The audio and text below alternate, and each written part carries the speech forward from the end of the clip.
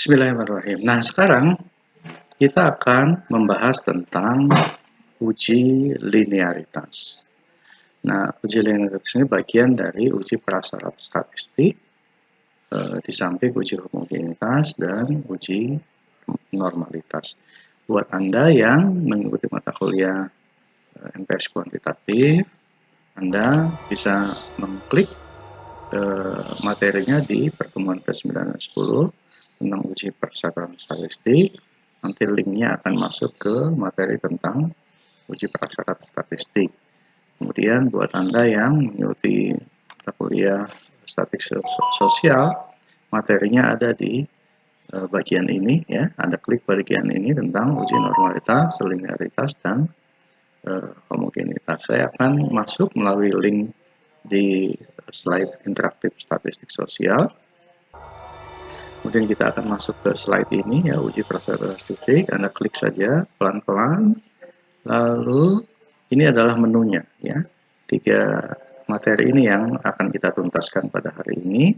Normalitas sudah, kemudian homogenitas, dan sekarang kita akan membahas tentang uji linearitas. Nah, linearitas itu maknanya adalah bila melihat bahasa, asal bahasanya dia berasal dari kata line. Dalam bahasa Inggris, line itu artinya garis. Linearitas itu artinya kesegarisan.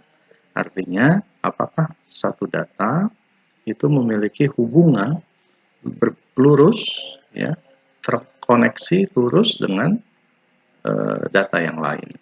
Itu sebabnya uji linearitas itu menjadi syarat bagi penelitian yang bertipe korelatif, ya, yang nanti analisisnya dengan berbagai macam uji korelasi dan regresi. Nah, Anda bisa klik pada bagian ini, terus pelan-pelan sehingga nanti Anda bisa menemukan penjelasan, kemudian menemukan data untuk uji kasus, ya, simulasi, dan mengikuti bagaimana proses pengujiannya di SPSS. Untuk mempersingkat waktu, saya akan langsung simulasikan dengan data yang ada pada slide ini. Ya, kita aktifkan dulu SPSS-nya. Ini SPSS-nya. Kasusnya adalah saya ingin menguji apakah ada kecenderungan hubungan antara X dan Y. X-nya adalah tingkat pendapatan, Y-nya adalah pengeluaran. Jadi apakah besaran pendapatan ini berhubungan juga dengan besaran pengeluarannya. Kasusnya hanya ada 10, ya, 10 orang dengan 10 pendapatan dan 10 pengeluaran. Anggap saja ini dalam dolar ya, pendapatannya misalnya $800, pengeluarannya Y-nya $300. Responden kedua pendapatannya $900, lalu pengeluarannya $300. Responden terakhir 10 pendapatannya $500, pengeluarannya $100. Nah, kita akan menguji apakah pendapatan ini X ya berkorelasi secara linear dengan Y yang merupakan tingkat pengeluaran. Nah, di SPSS Anda langsung klik menu Analyze, lalu kita pilih untuk analisis ini kita pilih menu Compare Means, ya, yaitu membandingkan means antara dua data tadi, dua variabel.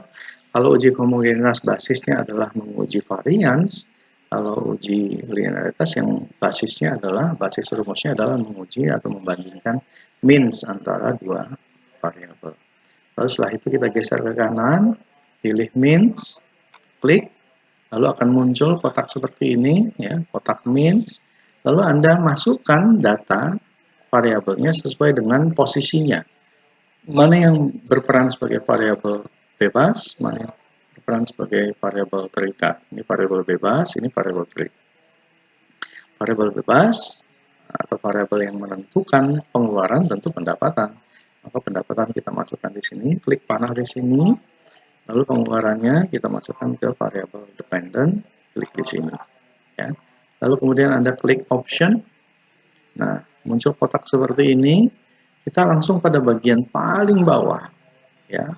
Anda checklist test for linearity. Ya, cukup ini saja yang di checklist.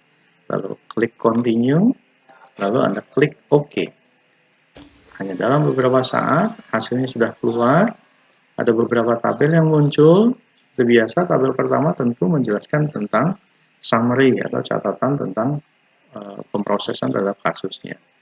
N-nya ada 10, semuanya telah diproses, 100% diproses, tidak ada yang dikecualikan, ya. Kemudian reportnya ini rata-ratanya, standar deviasinya dan seterusnya. Yang pendapatannya 500 ada 2, yang pendapatannya 400 ada 2, dan seterusnya, ya. Nah, kita fokus hasilnya pada tabel yang ketiga, yaitu tabel ANOVA table. ANOVA itu singkatan dari Analysis of Variance. Ya, jadi ini adalah tabel yang menyajikan hasil analisis variance. Variance dari means-nya.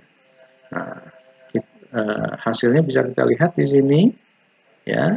Yang menjadi fokus kita kalau pada uji homogenitas adalah nilai rho-nya atau nilai significance-nya. Kalau pada ANOVA tabel kita lihat pada nilai F-nya, ya. Nah, nilai F yang mana? Yang pada bagian ini deviation from linearity. Jadi nilai F deviasi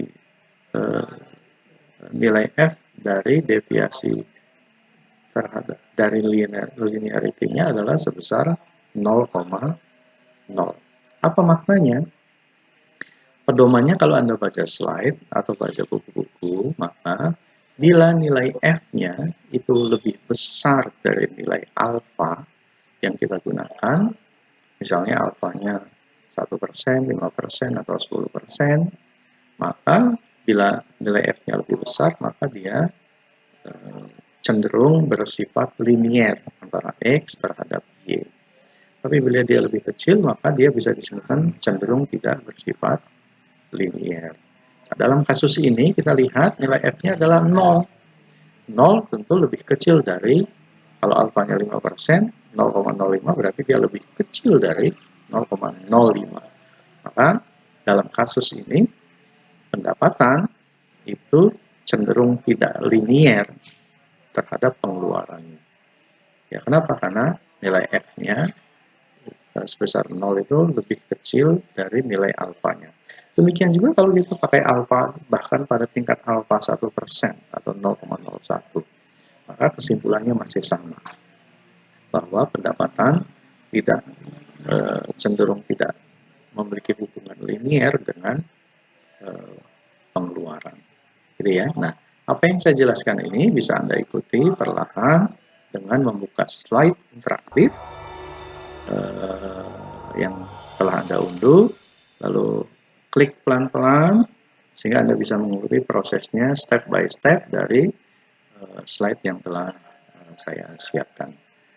Demikian penjelasan tentang uji linearitas serta 3 uji pada paket pengujian prasyarat statistik yang dibahas sebelumnya. Semoga ini membantu Anda untuk memahami materi tentang uji linearitas, dan semoga Anda tetap semangat dan diberikan kesehatan oleh Allah Subhanahu wa Ta'ala sehingga dapat terus belajar menyelesaikan perkuliahan pada semester ini. Demikian, terima kasih atas perhatiannya. Assalamualaikum warahmatullahi wabarakatuh. Tetap semangat dan selamat belajar.